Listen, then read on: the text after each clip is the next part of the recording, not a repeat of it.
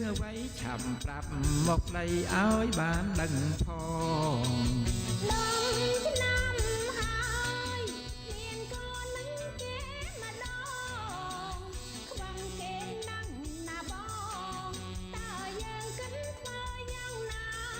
អូរឿងប៉ុណ្ណឹង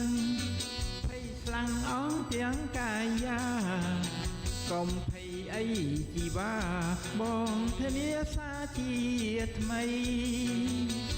អូ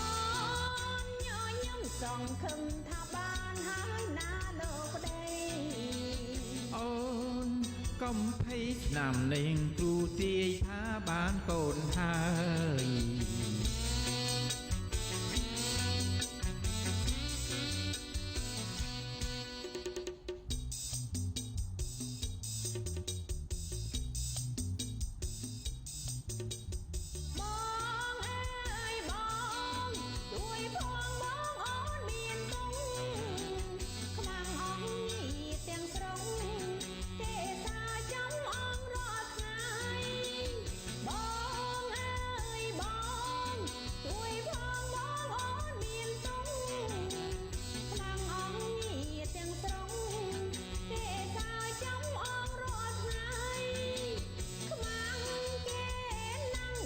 មិនជួយទេខ្មាំងគេលងខ្សែ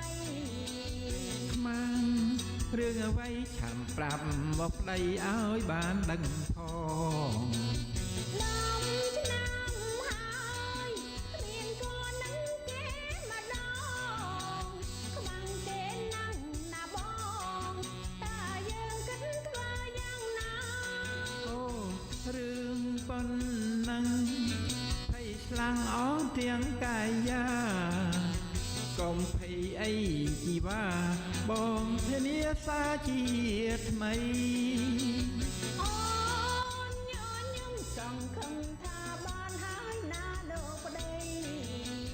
អូនកុំភ័យឆ្នាំនេះគ្រូទាយថាបានកូនហើយ